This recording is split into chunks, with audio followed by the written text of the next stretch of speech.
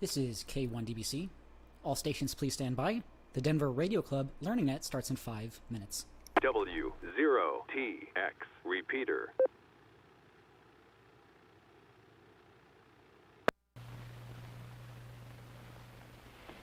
People who study waves extensively in the various fields of physics and engineering are impressed by the similarities which exist in the behavior of waves in various mechanical, electrical, acoustical, and optical wave systems.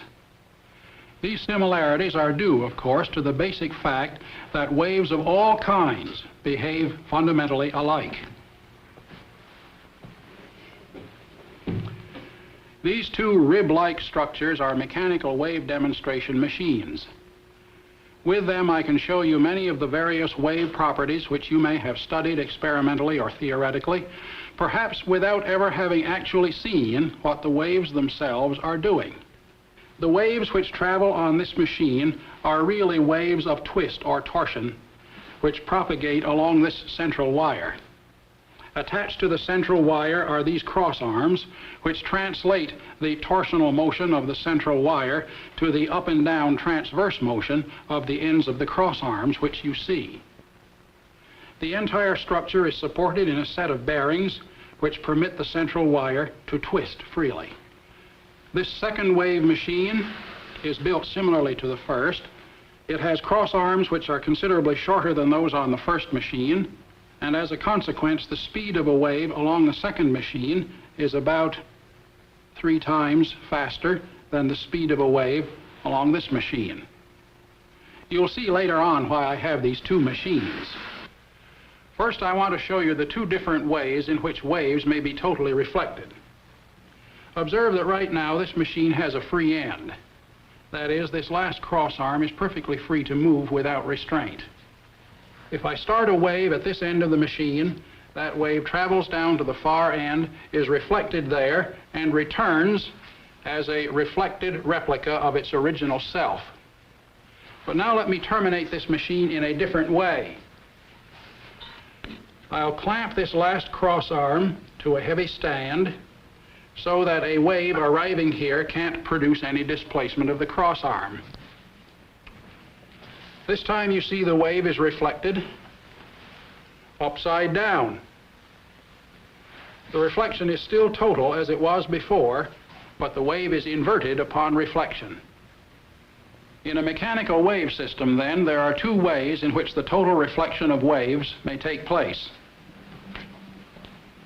Right side up, if the reflecting end of the medium is completely free, and upside down if the reflecting end is completely restrained. Now, if nature has any consistency, and we like to think she does, this alternative reflection possibility should exist for waves of all kinds, and these other drawings here show that indeed it does. Take the case of an electrical transmission line, for example. You know that there are two ways in which electrical waves can be reflected, depending on whether the far end of the transmission line is terminated by a short circuit or by an open circuit. And similarly, in the case of waves traveling down an acoustic tube, there are two different reflection possibilities, depending on whether the end of the tube is closed by a rigid termination or by the acoustic analog of a free end.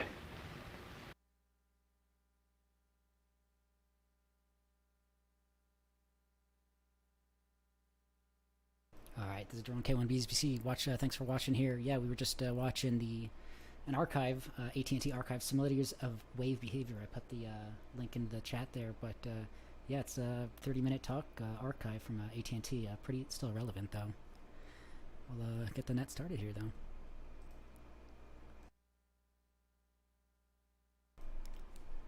This is Drone K1DBC. The DRC Learning Net will start in 1 minute. All stations please stand by while the repeaters are placed into net mode.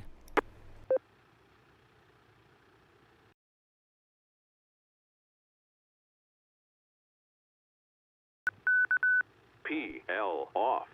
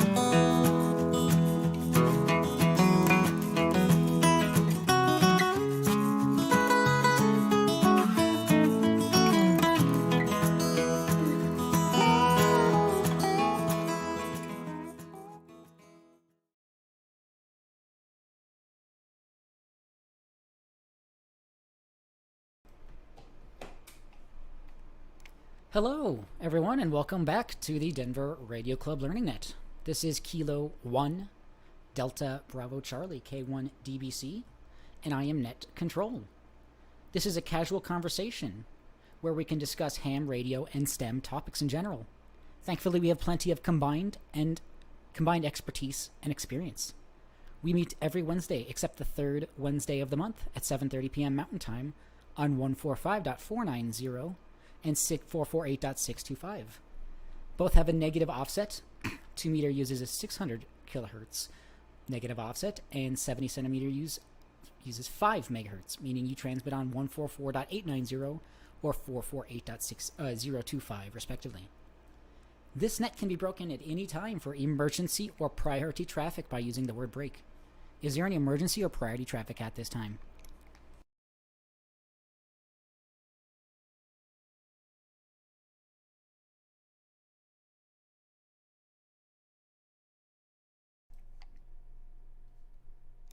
You can contact us via email at drclearningnet@gmail.com.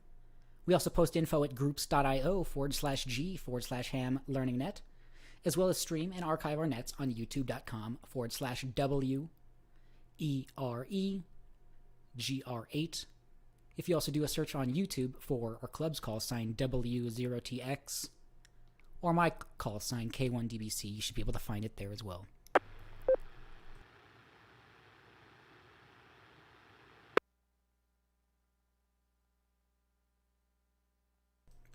This is Daron, K1DBC Net Control. We will begin by inviting Elmers only to check in with or without traffic. All Elmers, please check in now.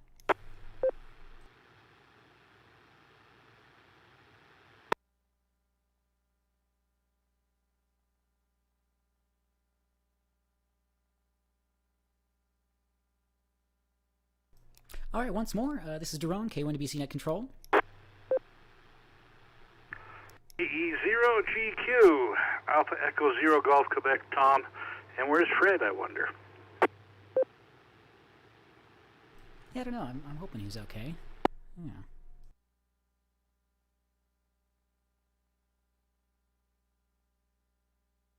All right, Net Control wishes to welcome and acknowledge the following Elmers. AE0GQ. Tom, thanks for checking in.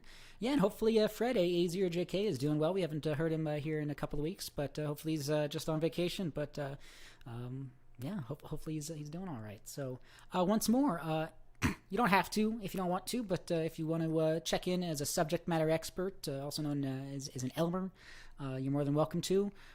Yeah, there's no responsibilities that come with it, really. So once more, if you'd like to check in as an Elmer, please call now.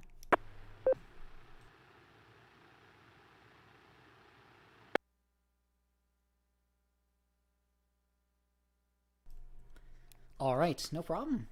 All other check-ins to the net will be taken in alphabetical groups based on the first letter of the suffix of the operator's call sign. That would be the first letter after the number in your call sign. If you can, please try to use ITU phonetics as you check in, and indicate if you have traffic or questions as you do. If your suffix begins with the letters A through M, Alpha through Mike, please check in now. W0TX repeater. Whiskey 0, Bravo Kilo Sierra, Barb in Wheat Ridge, no traffic.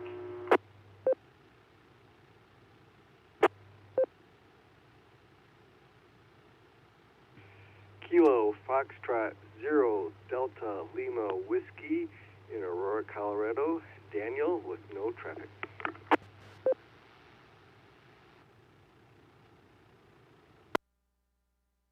Good evening, Duran. Tom, Kilo 6 Hotel Julia Victor, K6HJV, Arvada, no traffic.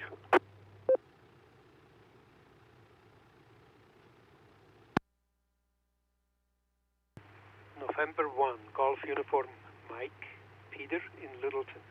No traffic.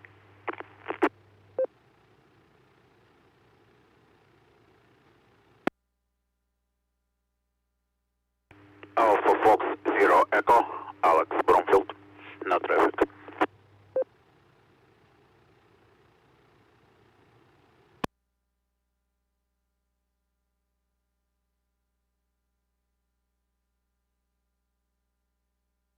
Kilo 0, Kilo Papa Sierra, Kevin, Lakewood, no traffic.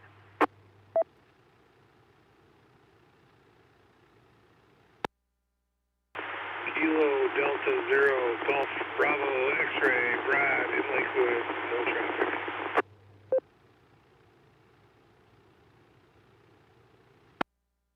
Good evening, Bob. Tom, everyone in the chat, thanks for watching here. Yeah, feel free to check in here if anybody wants, and I'll get you checked in. Kilo Foxtrot 0, Golf Charlie Romeo, Ernie, question.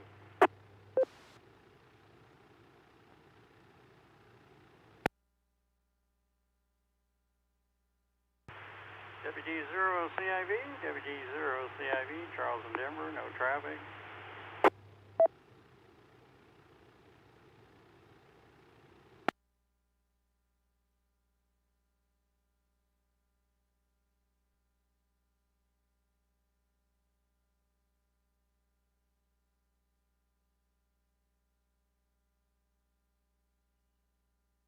All right, this is K1 DBC Net Control. We'll go ahead and hold up there for just a moment.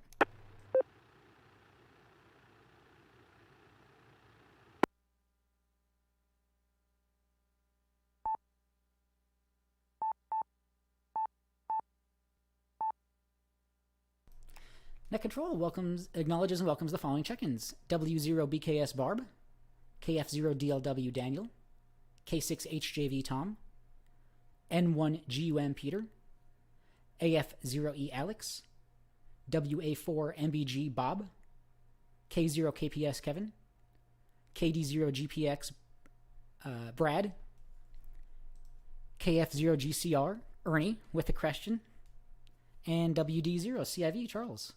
Bob checked in online. That's why you didn't hear him over the air. So thanks again, everyone, for checking in.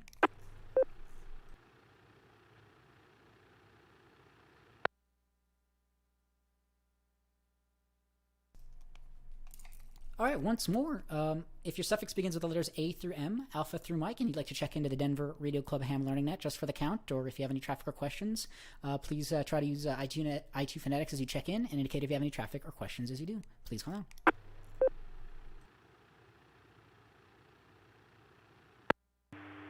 Kilo 0, Lima, Alpha India, K0 LEI, Larry Lakewood.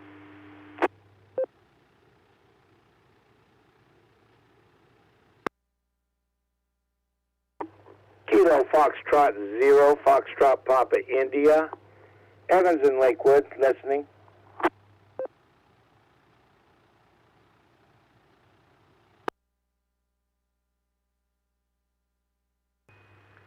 Kilo Foxtrot 0, Alpha Whiskey Charlie Brian, Wheat Ridge, no traffic.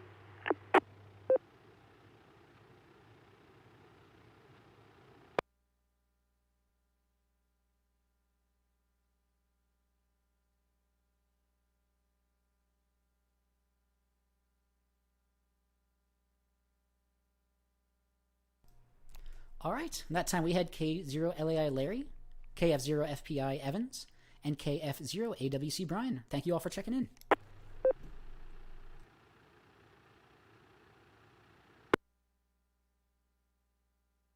We'll go ahead and open up the whole alphabet. This is K1 DBC Net Control. If your suffix begins with the letters A through Z, Alpha through Zulu, please check in now with your name, call sign, and let us know if you have any traffic or questions. Please call now.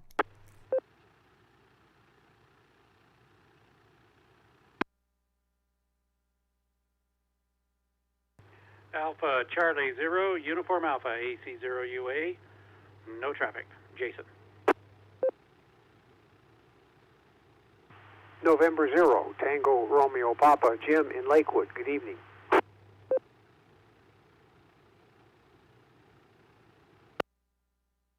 Kilo Echo 0, Yankee Kilo Victor, Bill in Lakewood with a question.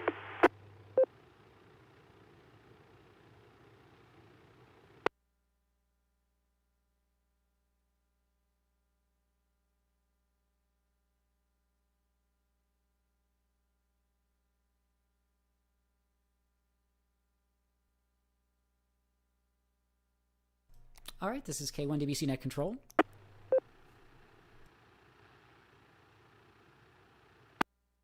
I'd like to welcome and acknowledge the following check-ins: AC0UA Jason, N0TRP Jim, and KE0YKV Bill with a question. Good to hear you in there.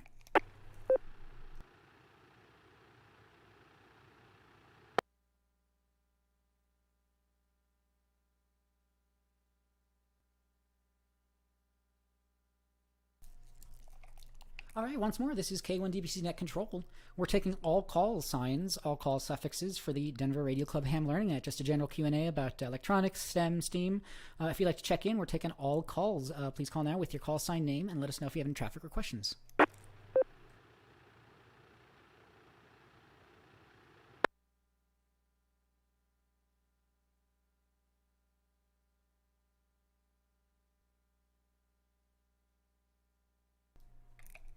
All right, this is K1DBC Net Control. I see a few people here on YouTube. Appreciate people watching on here. Again, if you are not in the Denver metro area, you're not licensed, or for whatever reason you're not near radio, you're more than welcome to check in online there, and I'll get you checked in. I'll take a few more check-ins throughout the evening officially. And what else here? You're more than welcome to jump in if there's any lull in the conversation. You're more than welcome to check in then. With that, though, let's see. Let me drop here.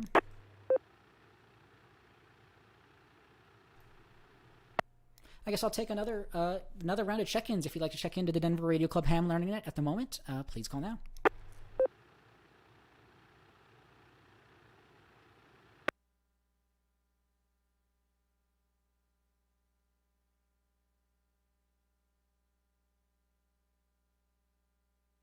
Okay.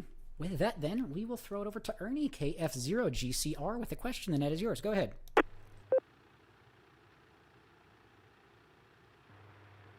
Yeah, I just had a question. My HRI 200 came today, and I was wondering, how do you determine what frequency to put on your radio without causing any problems?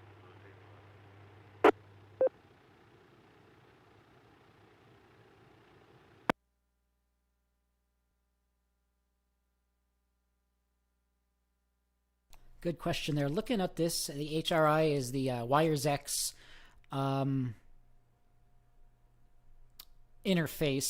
for Yaesu Radio. I haven't messed around with that yet. I know we have a Wires X repeater as well on 449.775, and then there's a room number. I know we've spoken about the Wires X in the past. I wonder if anybody on the net has any information, any users on the net of Wires X or C4FM. Go ahead.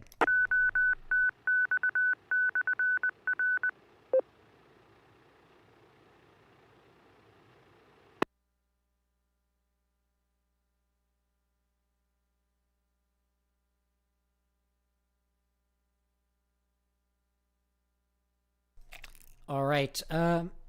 This is K1DBC Net Control. I'm just kind of browsing through the manual here. I'm guessing the frequency you would use is probably a Wires X repeater that you can reach. But I'll throw it back out to the net. Does anybody have any information regarding what frequency to program into the Wires X HRI 200 internet linking device? Go ahead.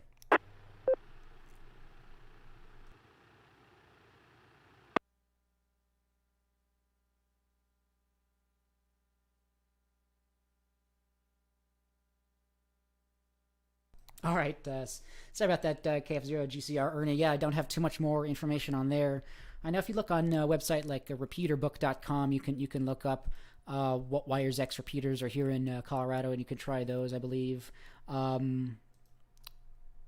is not what I wanted. And on the W0TX.org webpage, we have a repeaters section, and you can see our Wires X repeater information there. So you might try that. If you have any other follow-up on that, go ahead.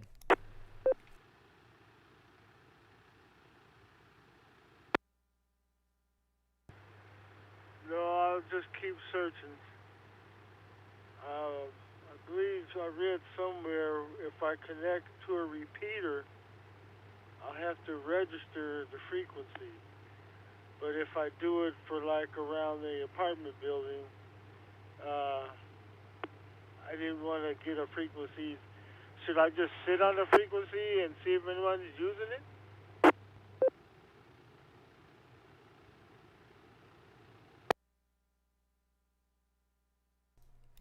Good question there, Tom. A0GQ put into the chat here that he told it his radio FT991A to connect to the repeater. No configuration other than using the normal repeater settings, frequency and offset.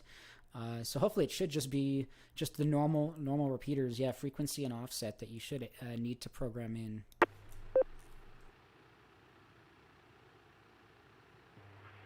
I copy. I'll give that a try. KF0 GCR. Thank you.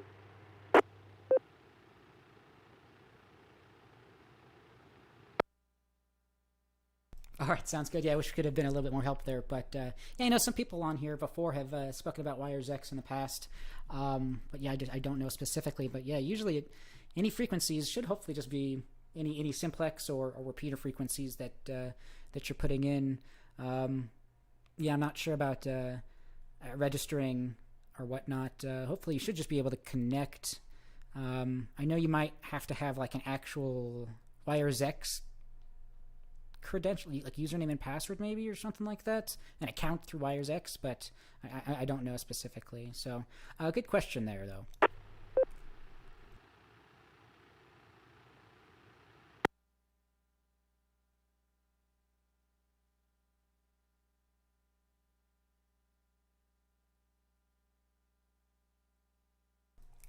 All right, this K1DBC net control. Yeah, looking at the manual here, yeah, it looks like it's just asking for uplink and downlink frequencies, which would be the offsets, the 5 megahertz offset, things like that. So, okay, yeah, no, good question. I'll throw it back out to the net. Does anybody have any other or any information in regards to Yaesu, wires X, or a HRI 200 and getting your radio up on a repeater through wires X? Go ahead. HJV. Yeah, K6 HJV. Tom, go ahead. Yeah, this is Tom, K6 HJV. The fusion repeater that we have for the club, 449.775, I monitor it pretty much whenever I'm down here in the shack. I haven't heard anybody on there tonight, but there is quite a little bit of activity when I'm down here working on things, and they may be able to answer any of the questions you have about C4 FM or fusion. But that's what I would recommend, is monitoring 449.775. Back to you, Daron.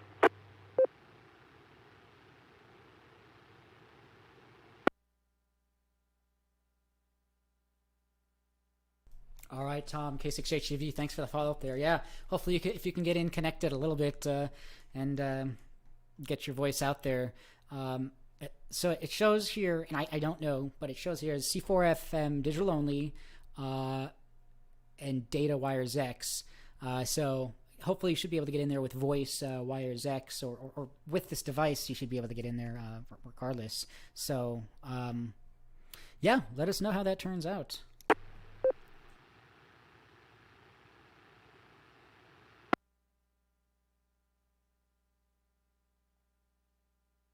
All right, this is K1DBC Net Control for the Denver Radio Club Ham Learning Net. Let's see, the next person who indicated they had traffic was Bill, KE0YKV. Go ahead, the net is yours. Okay,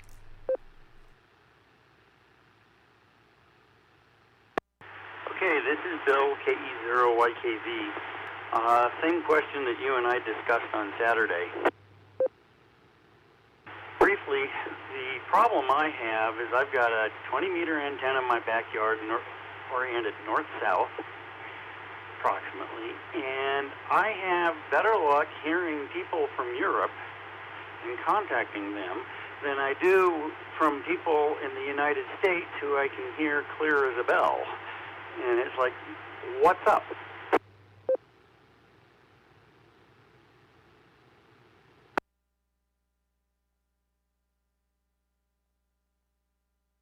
All right, good question there, YKV. Yeah, and just to mention myself, Bill, and Jonathan K0SUM just happened to find each other at HRO, so a little funny little gathering there. So yeah, K0YKV, good question.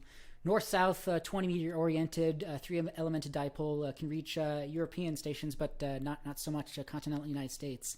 I think Tom A0JQ might have a follow-up on that. If you're ready, go ahead, Tom. Yeah, this is A0GQ.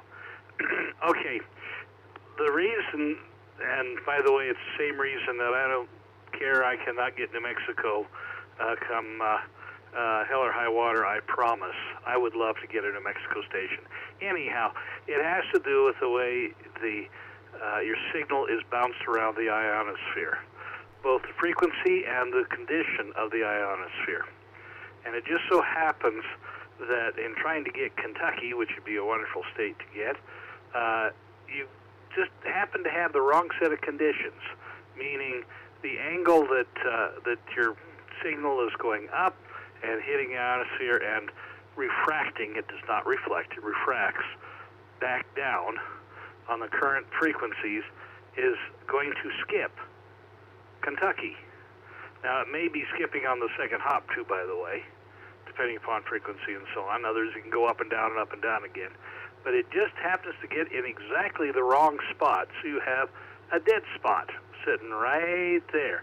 And if you happen to get on the website, you will see an example of the skip zone being shown there by drone. Bless his heart. Does that help explain anything at all?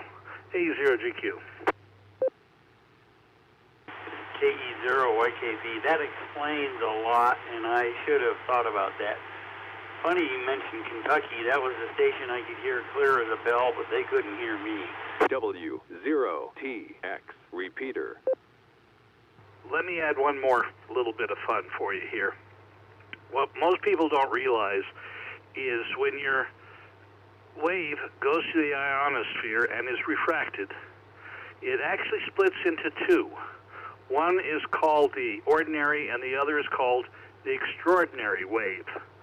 And it got those terms, if you can believe it, from optics, because light through crystals do exactly the same thing. And it so happens that the extraordinary wave can wander off in strange directions. I know people think that propagation is reciprocal, and many times it is, but it doesn't have to be.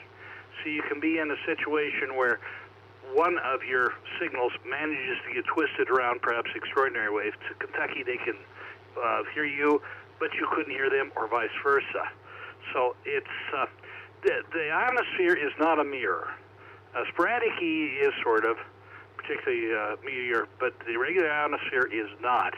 It bends weird directions, and it's constantly changing. So that could explain it too. It's not reciprocal. A0GQ back to net.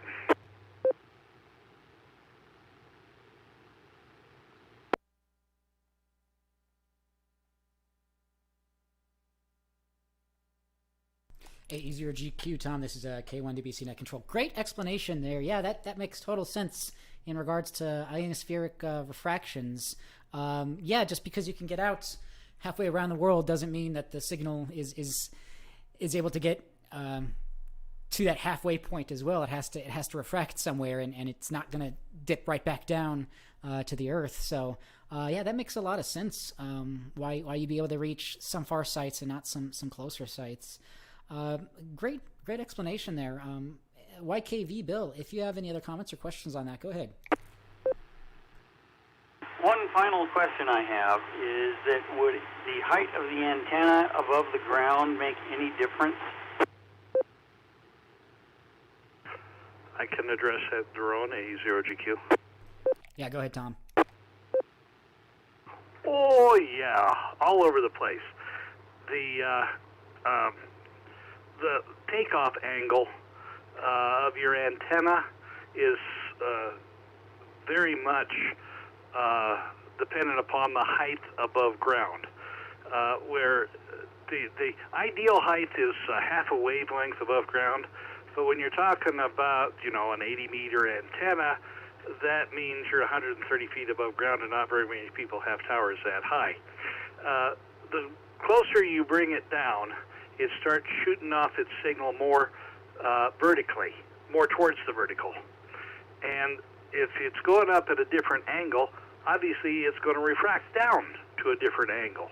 So yes, sir, that has a significant impact.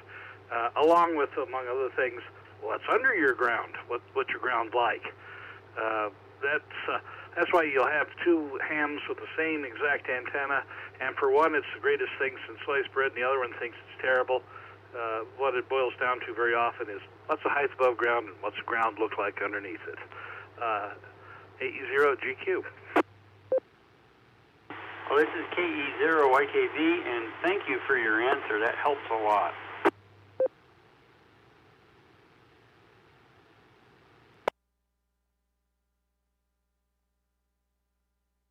All right, K0YKV. Yeah, sounds good. Glad we could get that question answered there a little bit by Tom A0GQ. Yeah, great explanation. Good. Some good basic fundamentals in theory about how radio waves are propagated on the planet Earth through refraction of the ionosphere and takeoff angle. A lot of things to consider here. So, yeah, very, very good. GCR? Yeah, KF0GCR. Ernie, go ahead. Yeah, what would be the ideal bottom for your antenna?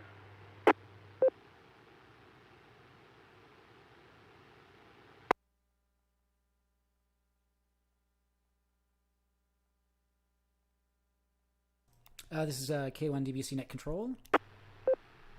I think the question KF0GCR Ernie was asking there is potentially about grounding, maybe, or an antenna ground plane potentially. If anybody wants to go ahead at that, go ahead. AE0GQ. Yeah, Tom A0GQ, go ahead.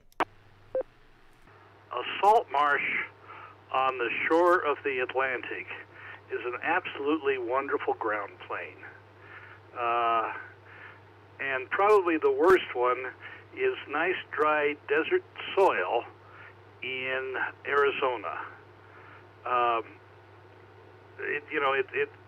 There is nothing absolutely perfect, but generally speaking, if you find one that is conductive, which is why the salt marsh, you're in good shape. That's also why you have radials on a vertical antenna, because you're trying to create a better ground plane underneath the thing, because it's actually supplying, in effect, half the antenna. And that's also why if you get on the East Coast, or the West Coast, but particularly on the East Coast, you'll find all the AM stations right there on the shore with their antenna with water underneath it, because then they don't have to put in a radial field. It's a wonderful conductor. AE0GQ, back to that.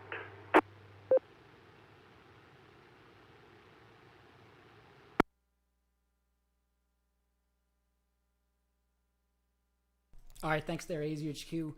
Tom. Yeah, I think we had spoken about this in regards to the WWV station in Fort Collins, and I think Larry had mentioned something about the soil properties there as well.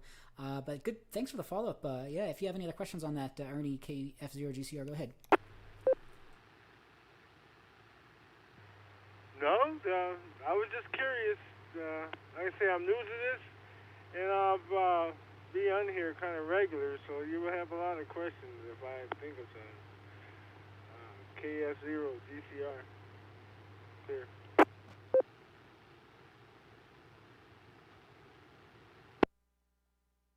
All right, sounds good there, KF0GCR. No problem. That's what we're here for.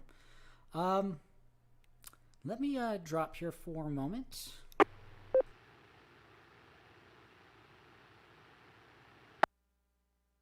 I'll take this time to take official check-ins. If you've just tuned in, my name is Daron, Kilo 1 Delta Bravo Charlie, Net Control for the Learning Net. It's an on-air meeting for radio amateurs seeking help, and Elmers giving it our time to help us. It's a general Q&A about electronics, ham radio, s.t.e.m, s.t.e.m, and we have a lot of experience and expertise. Everyone is welcome to join in. If there's anyone who wishes to check in at this time, please do so with your call sign, your name, and state if you have any traffic or questions for the net.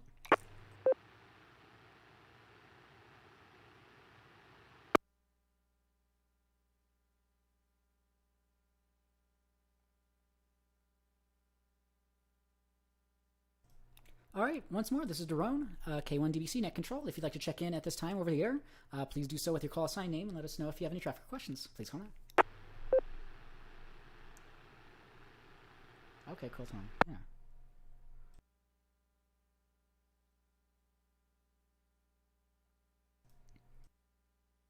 All right, this is K1DBC Net Control. Again, you're more than welcome to always check in online. If you go to youtube.com and search for our club call sign, Whiskey Zero Tango X-Ray, W0TX, you should be able to find a live stream. You can always check in on there.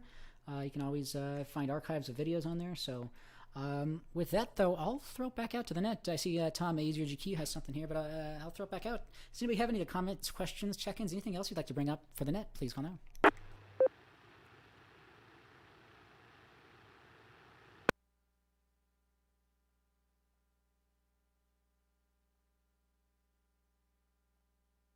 All right, this is K1DBC Net Control. I have a few things I can pass, but I'll throw it over to Tom if you want to pass some information here.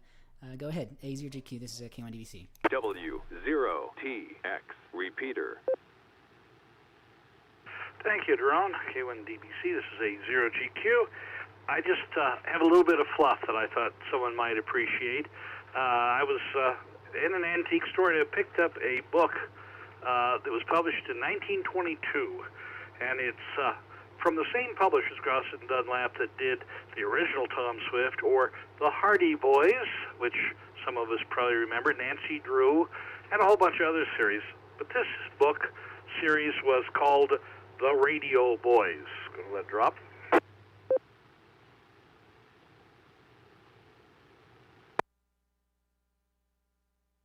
What's kind of interesting about the thing is that it is as enthusiastic about radio as, oh, never mind.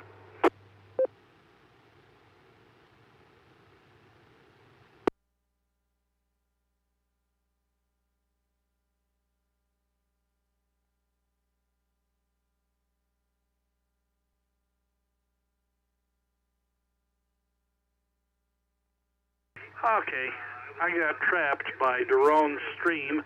It got delayed, and I thought I was talking over him, so let me go ahead and finish. Anyhow, the enthusiasm of the thing is just like the kids in the 80s and 90s about the Internet. For example, one of the passages was the amazement that they could have a transmitter in a church, and they would broadcast the sermon to all the people around there. And it was just a fun book to read, so if you ever see any of the Radio Boys series, I think you might appreciate it. One of the things they do discuss, for example, is building a super regenerative receiver, showing that it was Armstrong that came up with it, but that's because Armstrong hadn't invented the superhead yet.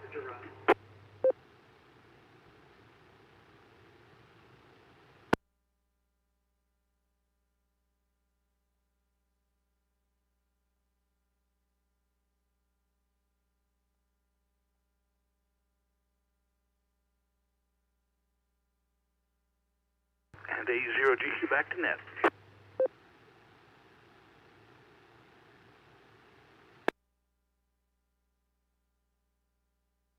All right, A0GQ, Tom, this is K1DBC. Yeah, thanks for the information there. The Radio Boys book series here. Yeah, it looks like a lot of fun. Pretty good read, I'd imagine.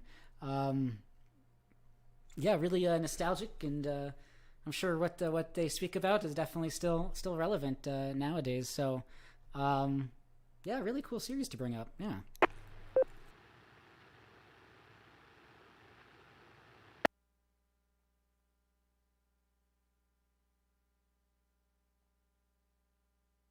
Another recommendation along those lines, he's not on here this evening, A0GQ, but on his QRZ page, he has a book reference, and I think I've purchased it.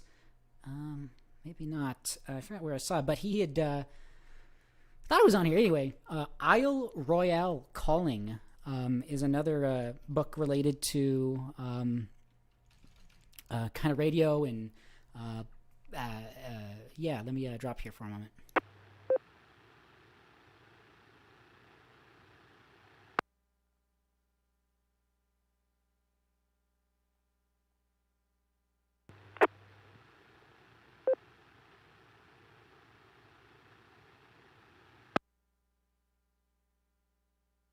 Yeah, I can't bring up too much of the information on this, but yeah, another interesting story from 40s or 50s. It's probably right in front of my face, and I'm just not saying it. But yeah, good recommendations there, Radio Boys. So yeah, plenty of literature. Ham radio's been around for a long time, and there's some pretty interesting publications out there from the past that are still pretty interesting reads, I'd imagine.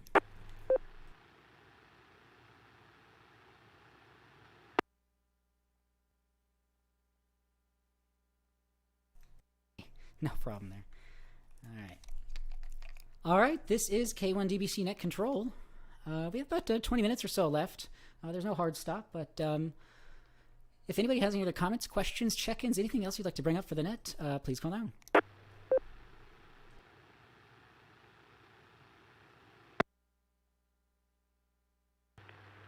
GCR again. Hey, no problem. KF0 GCR. Ernie, go ahead. Back to the grounding deal again. Is it good to track satellites on like a sandy beach than in a dry sandy area?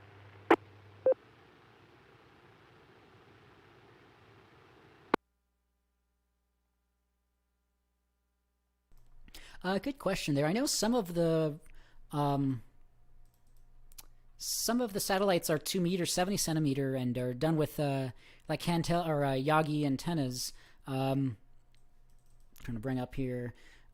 So I don't know on that if there's HF satellite options. If anybody's done any satellite work, and could let us know if grounding comes in to that. Go ahead. Yeah, Tom, go ahead. Yeah, easier GQ. Tom, go ahead. I'll tell you what, it doesn't really matter because the antennas used for satellite work are either going to be fairly extensive Yagis, or they are going to be dish antennas. They're all higher frequency. I think there was a 6-meter one out there at one point. I'm not going to swear to it, but they're running at least 2 meters, if not higher. A lot of them are at 23 centimeter these days. Anyhow, you're not depending upon the reflection of the wave from the antenna hitting the ground and coming back up and reinforcing it, which is what gives you the lobe that we've been talking about, that puts it in the right angle. So you're not depending upon that, so it really doesn't matter what you're going to be using as your ground. Does that help? A0GQ.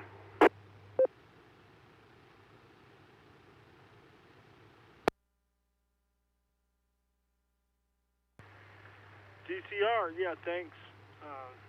Just curious.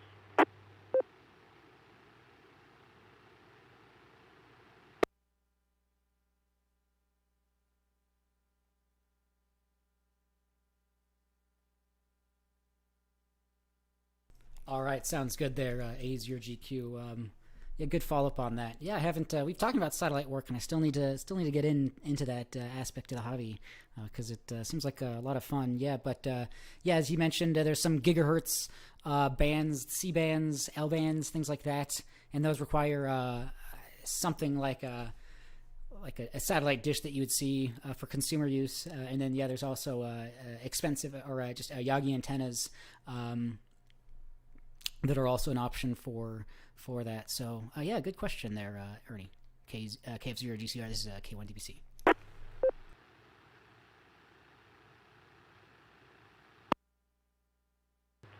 GCR. Yeah, go ahead. Yeah, it's just so many different things to do when you get this license, and you know, it's hard to focus on one until you find out what you really like. KF0 GCR, clear.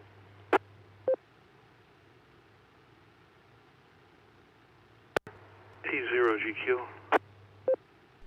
Yeah, good point there. There's quite a lot of aspects to this hobby, and you kind of just have to find the things that you enjoy. So yeah, very, very cool. Yeah, Tom, A0GQ, go ahead. W0TX repeater. I just pulled down a list of active satellite frequencies, and it looks like the Russians have one that is running on, if you can believe it, 15 meters as an uplink, and it looks like 10 meters as a downlink. But by far, most of them are running 2 meter, 70 centimeter, and there's some 2 gigahertz and 1 gigahertz stuff in there. A0GQ, back to net.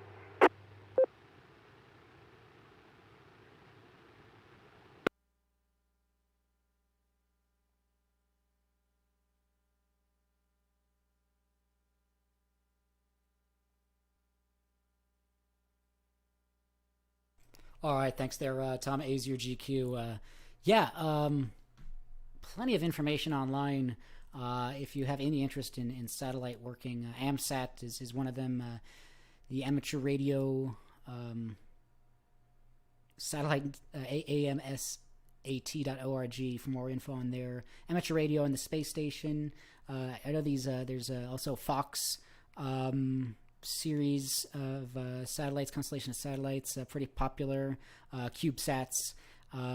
Yeah, that's running 2 meter, 70 centimeter FM. So, yeah, plenty of information out there. You just kind of have to do a little bit digging and kind of get things kind of working. And yeah, it takes a little bit of effort, but a lot of fun, I'm sure.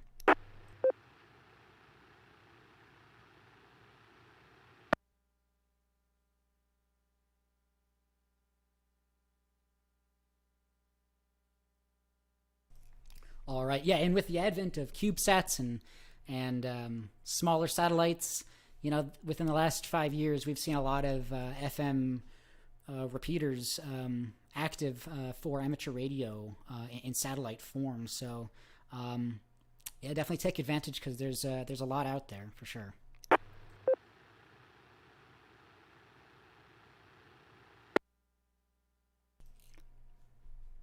All right, this is K1DBC Net Control for the Denver Radio Club Ham Learning Net. Does anybody else have any other comments, questions, check-ins, anything else you'd like to bring up for the net so far? Please call now.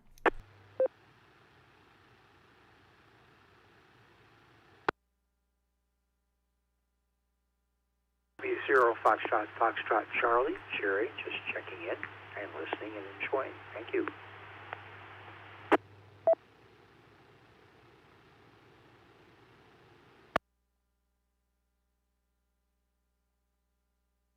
All right, W0 FFC, Jerry, got you checked in.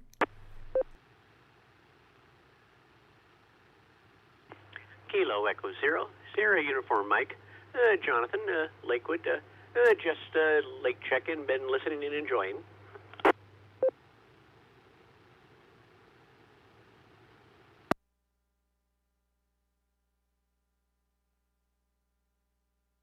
All right, and KE0 SUM, Jonathan, thanks for checking in. Yeah, more than happy to just listen in. Yeah, I definitely love listening to these sorts of conversations as well. So, very, very cool. Yeah, anyone else? Any other comments, questions, check-ins, anything else you'd like to bring up so far for the net? Please call now. I know I'm a late check-in, but I do have a question if you don't mind, Ron. Yeah, not a problem. Go ahead, Jonathan. I wondered what everyone else was experiencing as far as band conditions were going. The only luck I've had lately is on 40. The band will be open for maybe an hour or two, and then it just fades away. I just wondered how everybody else was doing with the bands. Now, I've only been inside, and outside may be a completely different condition. KE0SUM, back to net.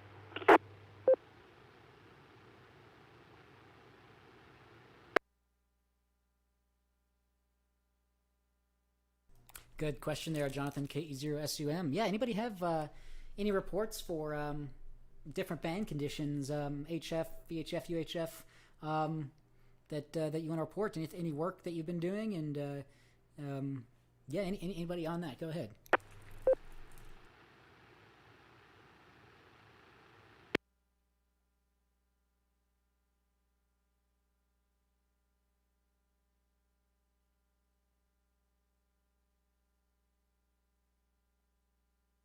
All right, this is K1DBC Net Control. I'm just looking through the ARL.org org news, see if they have any recent articles on solar activity. I know there's a solar update, the K7RA solar update they seem to do every week. It seems like they for week of Wednesday, July 28th, they saw no sunspots at all. Daily solar flux went from 81 to 83. Yeah, a lot of interesting information here, but I don't know specifically on different band conditions. I mean, looking at over at the W0TX website, on the bottom there's an image. It looks like 6 meters is closed. 80 through 40 looks like it's good. 30 through 20 is fair, and then 10 through 17 seem to be poor. But anybody done any HF work recently that can report in on any conditions that you might be able to have you might be able to see? HJV. Yeah, K6HJV. Tom, go ahead. Yeah, good evening, guys. This is Tom, K6HJV. Before the net, I was playing around with FT8 on 6 meters, and it was in and out, but that wasn't too bad. Check 10. 10 seemed to be pretty good, and of course 20 was also fairly decent. But the band conditions sort of come and go, like some of the comments that have been made so far. But best thing to do is fire up if you like to use the weak signal FT8. There's usually somebody will send a CQ out. You'd be surprised the answers that come back on that. Back to you, Jerome. K1DBC, K6HJV.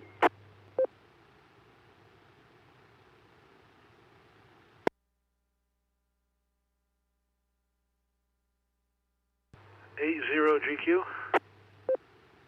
Yeah, good follow-up there. K6HJV. Yeah, definitely, just put a signal out there and see what you get. Yeah, looking over at pskreporter.info of their map, it looks like definitely 20 and 40 are quite hot at the moment. Yeah, we're not too far away from field day just a month ago, and yeah, there was a pretty open bands there too, it seemed like. But Tom, A0GQ, go ahead.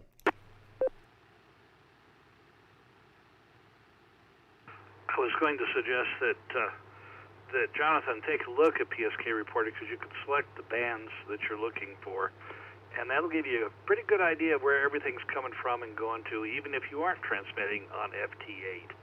I would strongly urge you to select FT8 as the protocol, because there are a lot of monitors for that kind of traffic these days. PSK is pretty well gone. I'm going to let it drop for just one moment. The other thing you can do is you'll have to do a little bit of research, but you should enjoy that. Jonathan, you like that sort of thing. I know you. Go Google Ionosonde. That's IONSONDE. And there's one that happens to be operating in Boulder right now. You'll have to do a little bit of Googling on how it operates for sure, but that can show you what the critical frequency is, and what the frequencies are that are affecting the signal for you at this point, where you can expect to get some skip and stuff. It's kind of a pretty little graph, but you do have to, as Jerome has just picked up, you have to do a little bit of basic reading on it. But if you have that, you can do all sorts of interesting things with it. It makes a tremendous amount of help if you learn how to use it. A0GQ, back to net. W0TX repeater.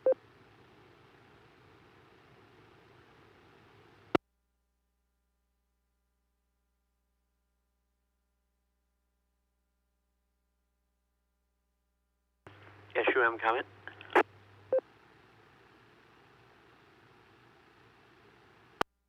All right there, Tom. Yeah, a little bit of research is needed into that for sure. Ionosonde up in Boulder, it looks like an instrument for let me go back here. It's a special radar for examination of the ionosphere. Basic ionoson technology was invented in 25. Yeah, interesting information here. Yeah, K6 or K0 s.t.e.m. Jonathan, go ahead. I just had to make the quick comment with Tom. Well, I watch online, which everyone should, because drone just saved me a whole lot of time. Now, if he was on the radio, I would accuse him of quick keying, but on the computer, it works fine for me. I can speed read. But hey, thanks for that, and I do like researching things. KU0SUM, back to net.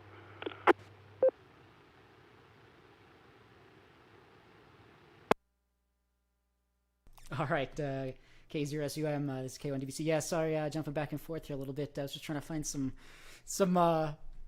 layman's information, but yeah, it looks like it takes a little bit of just research and understanding of how this instrument works, and you might be able to utilize it up in Boulder. It looks like I had done a Google search for Boulder Ionoson, and it came up to the a surf.colorado.edu page. That doesn't seem to be up to date though, but yeah, I'm sure there's a lot of information on there. I think it's been in there since 2008, it looks like. So yeah, very, very cool, Tom.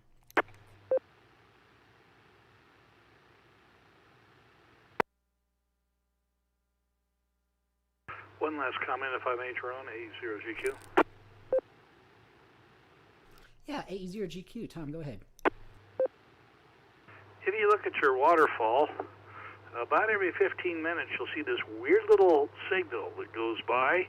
That's little short, looks like little short dashes on your waterfall that kind of, as the waterfall goes down, and I'm talking about HF bands, you'll see it sort of crawling up at a slight diagonal.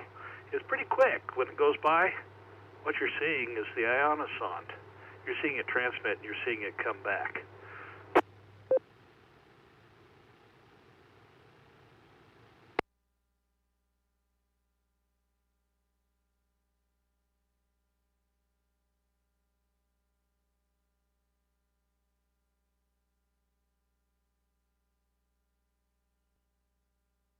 All right, yeah, this is K1DBC. Over on popular blog that we talk about, rtl-sdr.com.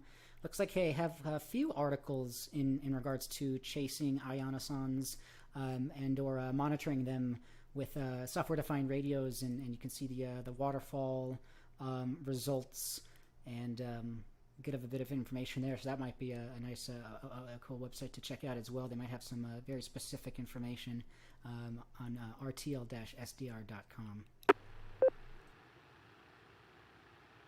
Drone, as you are going by, and I forgot to sign, so I should do that, but if you'll go down your page just a bit, you'll see one that has a diagonal line on a waterfall, and that's what I was talking about, that you can see it as it goes up the frequency, right there. You can see it right in the middle there.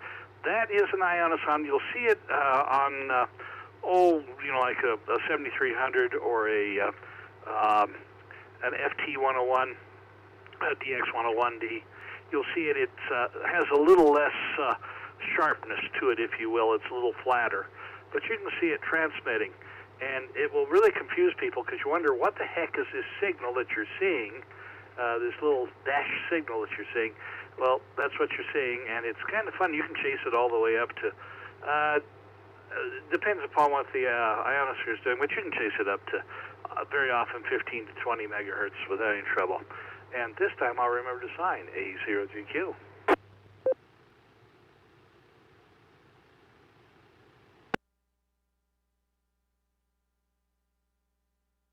All right, sounds good. There is your GQ, not a problem. This is K1DBC Net Control. Yeah,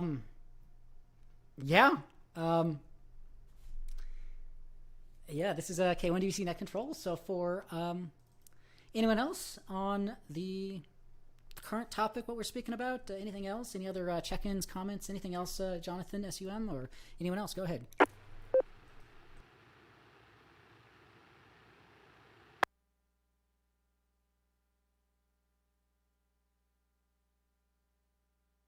All right, this is K1DBC Net Control. This kind of ties in a little bit to the sound that I played last week. So I will, we have a few more minutes here, but I'll go ahead and go into what's that sound, and we'll see if we can take some guesses, and I'll reveal what that was from last week.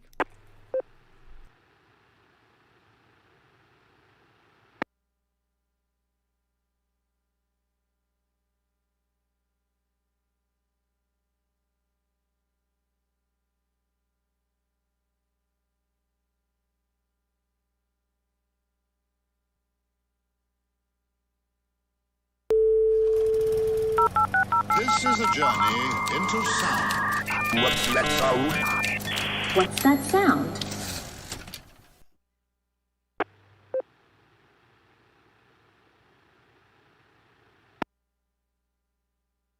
All right, so I will play a noise that I played last week. Giving a little bit of a hint, so it's a sound from that you would hear on radio, on analog. Somebody last week mentioned kind of what it is a little bit, but not exactly. So I will play that sound here, and let me know what you think.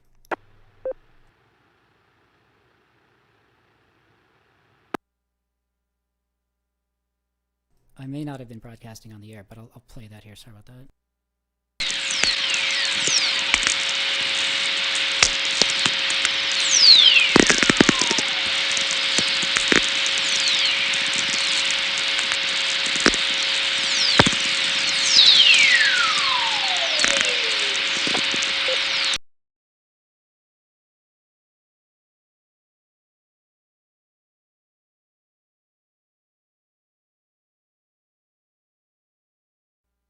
All right, this is Jerome, K1DBC Net Control. If you think you know what that is, let us know.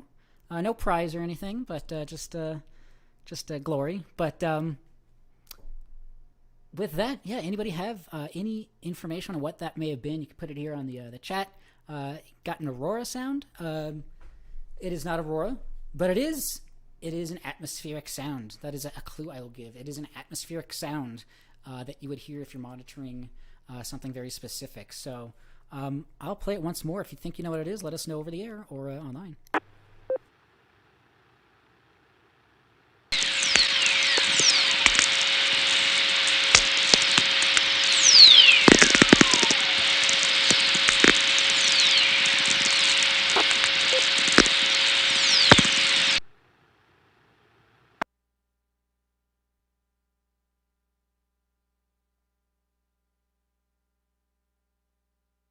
All right, this is K1DBC Net Control.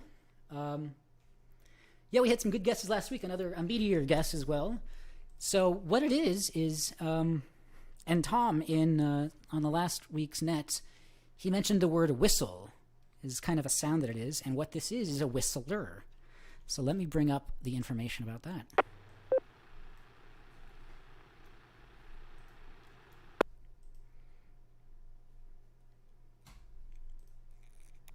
So that is a VLF that's picked up on the very low frequency band. Let's see here. Get some good information. W0TX repeater.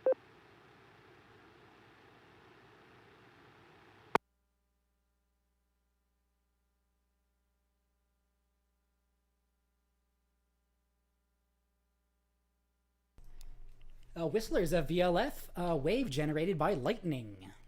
So frequencies are usually 1 kilohertz to 30 kilohertz. Maximum amplitude usually 3 kilohertz to 5. They are electromagnetic although they are electromagnetic waves, they occur at audio frequencies and can be converted to audio using a suitable receiver. They are produced by lightning strikes, mostly intra-cloud and return path, where the impulse travels along the Earth's magnetic field lines from one hemisphere to the other. They undergo dispersion of several kilohertz due to the slower velocity of the lower frequencies through the plasma environments of the ionosphere and magnetosphere.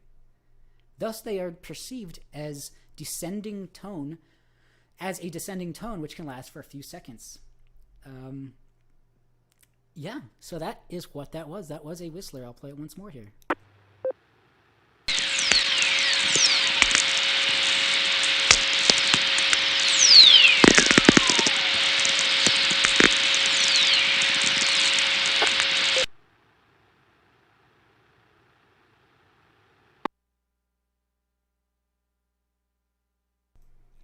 All right. So yeah, great guesses. Very close in the fact that they were atmospheric and naturally occurring sounds. So very, very cool. I don't have one for next week. I'll see what I can find. Maybe next week we'll find something else. But yeah, don't hesitate to send us in any suggestions that you might think might stump the audience, and we can always play those. So with that, I will drop for a moment here. Next up. All right, this is K1DBC Net Control. We're just over the... so you can always email us any suggestions for that or anything else. Good point there. drclearningnet@gmail.com. Don't hesitate. Any questions, comments, anything, any suggestions? DRC, as in Denver Radio Club, learningnet@gmail.com. And we're more than happy to take your inquiry.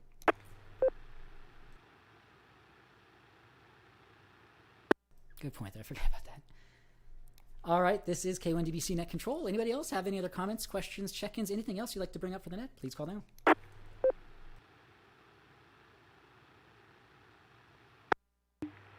KF0FSY, Dan in Denver, checking in late. And I do have a question.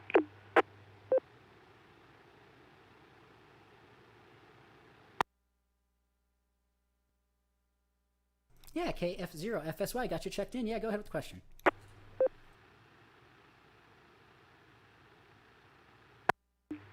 Does anyone in the club know if the county and city of Denver requires a permit to put up an antenna?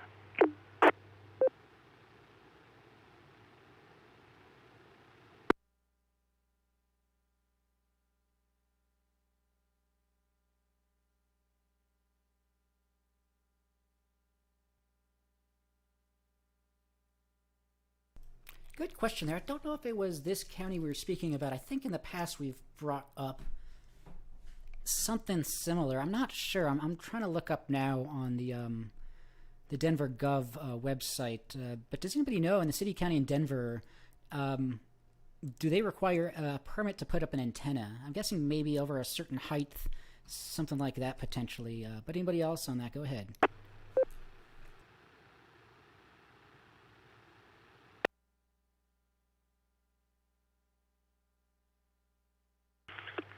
I'll comment. S.t.e.m. Do you own a house what's your property? KU0 S.t.e.M.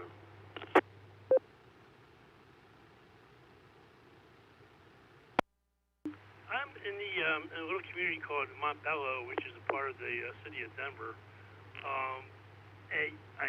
My daughter owns the house, and she said I can put up an antenna or do whatever I want, but I don't know how the township or the city feels about that. Now, I don't even live in Denver. I deal with a lot of people talking with antennas. That's my job. And Denver is very unrestrictive about antennas if you're not in an HOA, which you're probably not. Unless your neighbors complain, maybe a zoning code or height restriction, but generally, in older parts of Denver, you're not restricted. That's just my opinion. KU0 S.t.e.M. Back to net.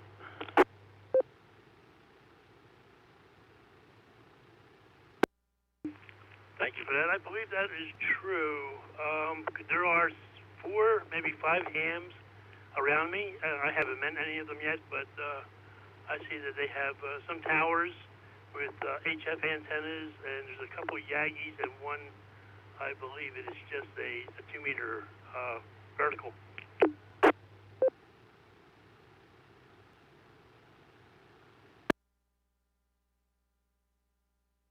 A0GQ.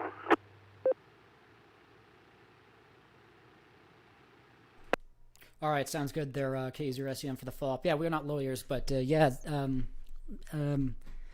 haven't heard of too many restrictions in place there, and I know we have a few people in Denver too.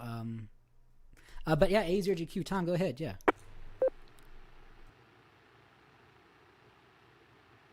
The FCC has stepped in for governmental agencies, and they have said that and of course my mind just went away, the preemptive jurisdiction. They cannot prohibit except for certain reasonable requirements, which tend to be things like setback and height. And of course, installing the thing probably is going to require, if you have a tower, I'm not talking about a nice pole with some guys, but a tower, you'd have to have a building permit and all that sort of nonsense. There are some zoning regulations, but as I say, they mostly apply to the height limitations and setback from property lines.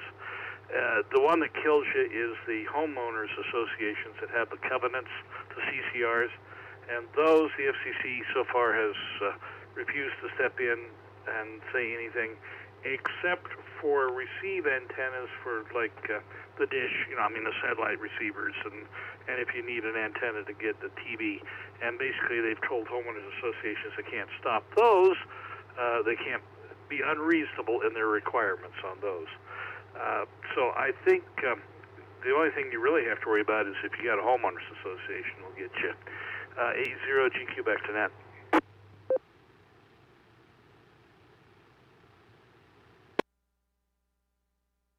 Thank you very much, everybody. I think that definitely answers my question. This is FSY. Back to net.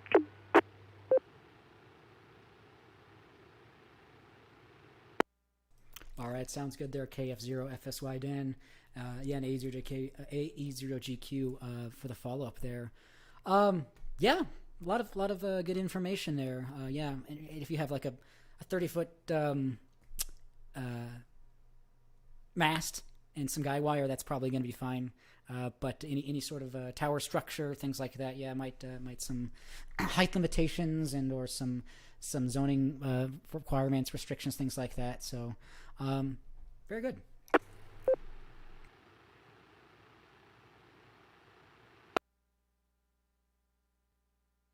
All right, this is K1DBC Net Control. I don't have much more for the net this evening. Just before the net, I was playing a Bell Laboratories archive video from 1959 about waves. I'll play a few minutes of that after the net here. I'll try to play it over the air as well, so you can stick around for that if you'd like. Other than that, though, does anybody else have any other comments, questions, check-ins, anything else you'd like to bring up for the net? Please call now. W0TX Repeater.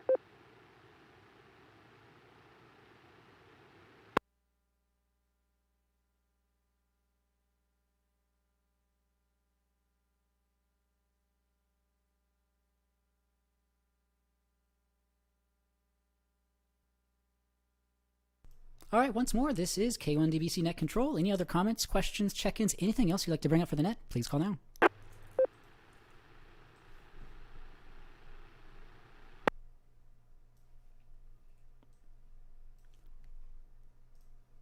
All right, we can cover some club business here. Over on our website, Whiskey Zero Tango X-Ray, W0TX.org. We have an upcoming meeting August 18th, a couple of weeks from now. Topic is grounding and bonding for the ham amateur radio, presented by Ward Silver, N0AX, the man himself. A lot of folklore and controversy exists concerning proper grounding and bonding for a ham radio station. Learn more about these topics by attending our August 18th online meeting. Definition and proper use of the terms grounding and bonding, various requirements for AC safety, lightning protection RF, issues and techniques for building home stations. A lot of information here. So August 18th, 7 p.m. on a meet.google link you can find on our website. And at 6 p.m., an hour before to that, we have a very similar conversation to what we're speaking about here, just a general Q&A about ham radio, electronics. So feel free to check out the Elmers session at 6 p.m.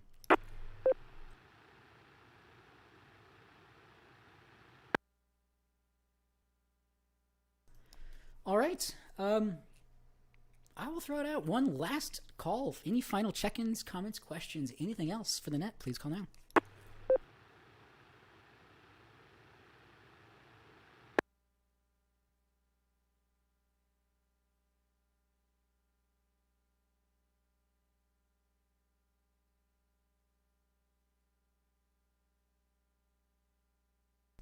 All right, this is K1DBC Net Control. I'll go ahead and wrap things up here, and then I will play just a few minutes of the this archive footage here, and we'll wrap things up.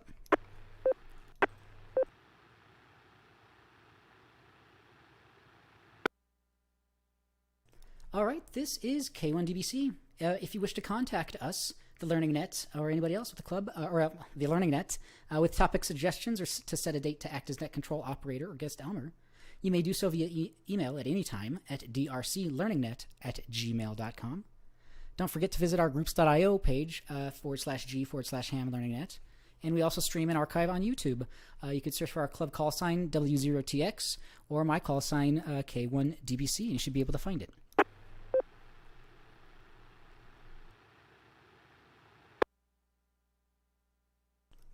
We had a total of 20 check-ins this evening, and I'd like to thank everyone who participated. We especially appreciate and thank our Elmers. Thanks to the Denver Radio Club for allowing us to use their repeaters for this net. Again, we invite you to join us on the third Wednesday of the month, 6 p.m. for an Elmer session prior to the regularly scheduled Denver Radio Club meeting at 7. Again, June 18th.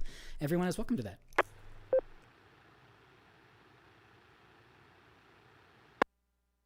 Please join us next week, 1930 hours, 7:30 p.m. Mountain for the next Learning Net. I will go ahead and leave it in net mode for the next few minutes, and then I'll take it out of net mode once I'm done. So with that, 7-3 to all. I'll talk to you all next week. And if you want to stick around, I'll play a few minutes of a Bell Labs archive video of waves. So let me drop and bring that up here.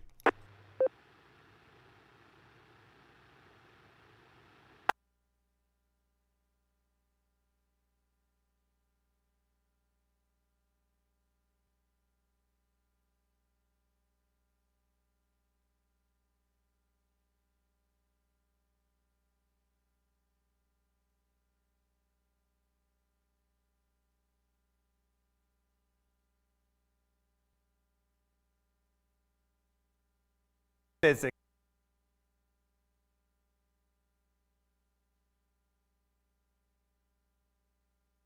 Sorry, this is K1DBC Net Control. It'll be just one more moment here.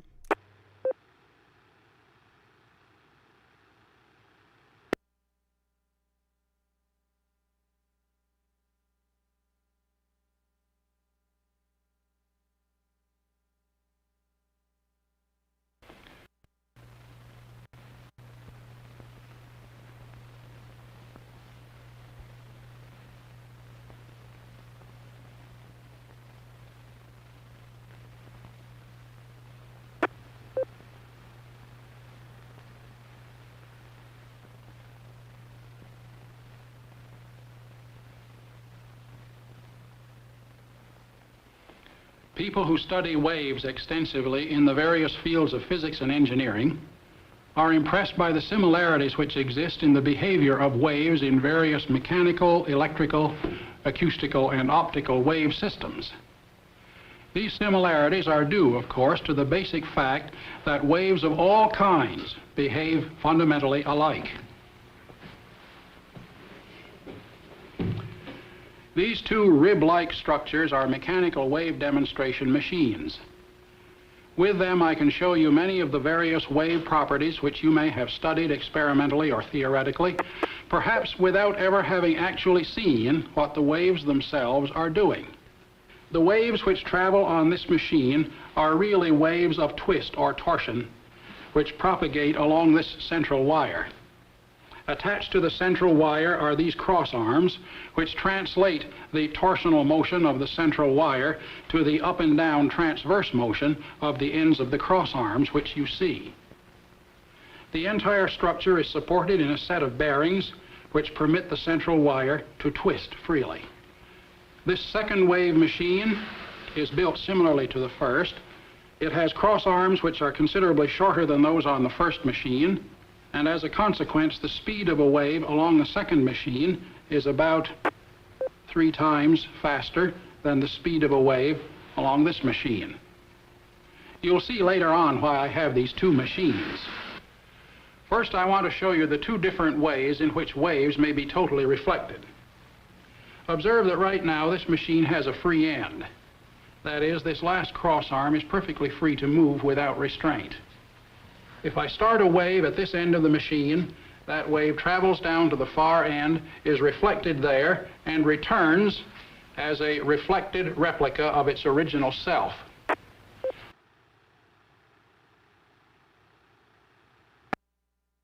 All right, thanks everyone for sticking around for that. I'll put the link. I thought I had it in there earlier, but that doesn't work. It is in the YouTube chat. So that was AT&T Archive's similarities of wave behavior. Something they have on their official channel, and this comes from 1955, I think. Or 1950. Dr. J.N. Shive's presentation here. So very, very cool. Definitely quite still related. So it's about a 30-minute video. I'd recommend checking that out. So with that, though, this is Daron, K1DBC, 7 through all. I'm going to go ahead and take it out of net mode, and we'll end the net.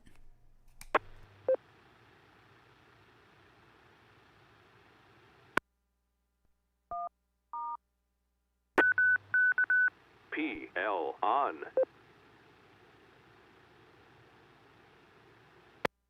All right, thanks again, everyone, for joining. And we will see you all next week. 7 through to all. It's K1DBC.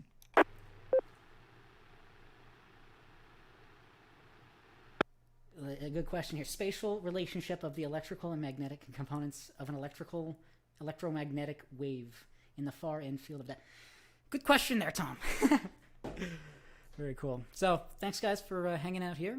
Again, don't ever hesitate to recommend anything. I love to play some of these videos.